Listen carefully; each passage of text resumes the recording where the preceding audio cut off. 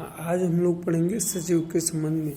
सचिव कंपनी एक क्वेश्चन सामान्यतः हर दूसरे तीसरे साल आता रहता है कि जबकि संचालक कंपनी के मस्तिष्क हैं, लेकिन सचिव कंपनी का हाथ, कान एवं आँख है। स्पष्ट कीजिए।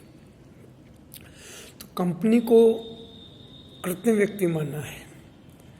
कृत्रिम व्यक्ति इसलिए माना है कि कंपनी का जन्म और मरण कंपनी अधिनियम की धाराओं के तहत होता है, जबकि प्राकृतिक मानव का जन्म एवं मरण प्रकृति प्रधान है।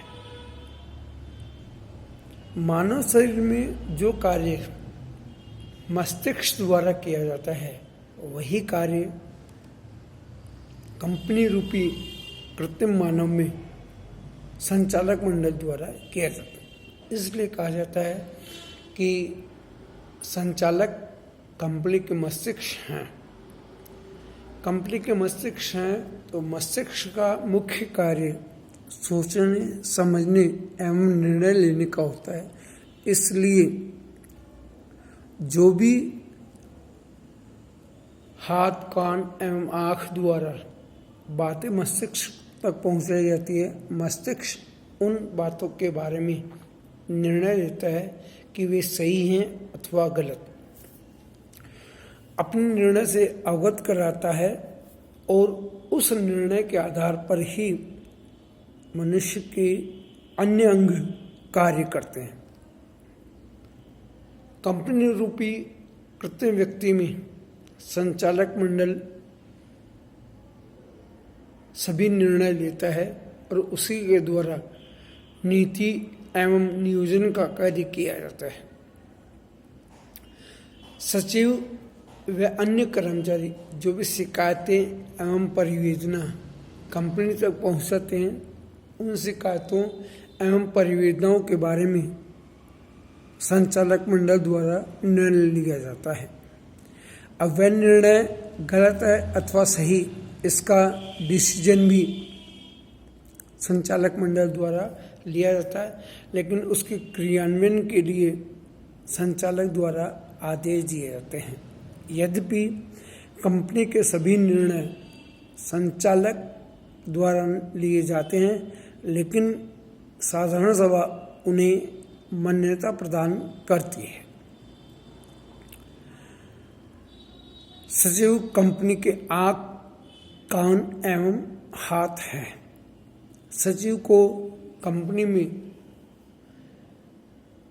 आँख का दर्जा दिया है। मानव शरीर में आँख का मुख्य कार्य अच्छा बुरा देखना और उसको मस्तिष्क तक पहुंचाना है।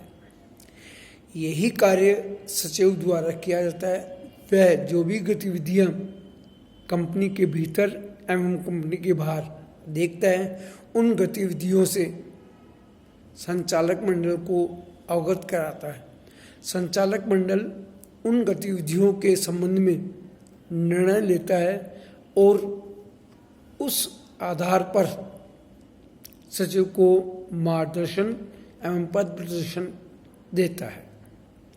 इसलिए कंपनी में सचिव की वही भूमिका रहती है जो मानव शरीर में आँख की होती है।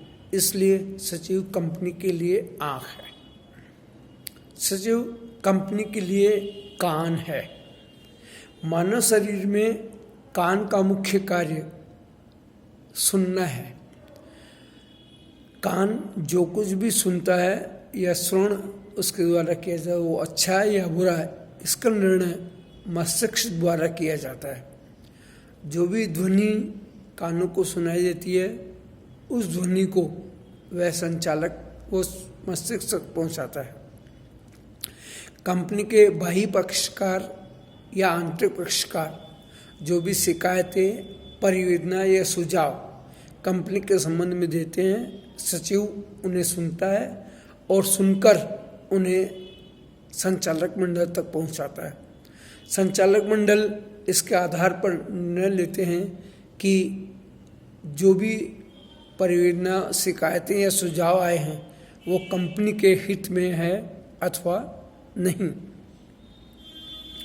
तो इसलिए कंपनी रूपी कृत्रिम व्यक्ति में सचिव का कार्य कान के समान होता है। तीसरा है, कंपनी सचिव कंपनी का हाथ है। मानव शरीर में हाथ का कार्य क्रियाओं को करने का होता है। जो भी मस्तिष्क उसे निर्देशित करता है, उस निर्देशन के आधार पर हाथ कार्य को निष्पादित करते हैं।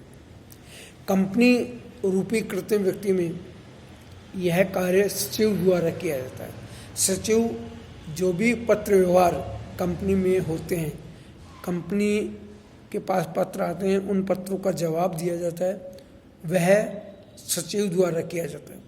सचिव जो भी पत्र आते हैं वो संचालक मंडल के समक्ष प्रस्तुत करता है और संचालक मंडल उन पत्रों को देखकर उनके जवाब तैयार करता है।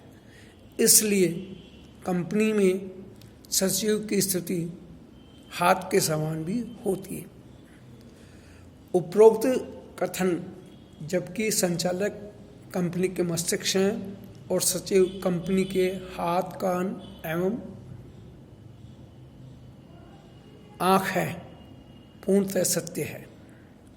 अगर मानव शरीर में ये 3 अंग शिथिल हो जाएं तो मानव शरीर कार्य करना बंद कर देता है। कंपनी में भी अगर सचिव को कंपनी से निकाल दिया जाए तो कंपनी की सभी क्रियाएं शिथिल हो जाएंगी। कंपनी कोई भी क्रिया या कार्य करने में असमर्थ रहेगा।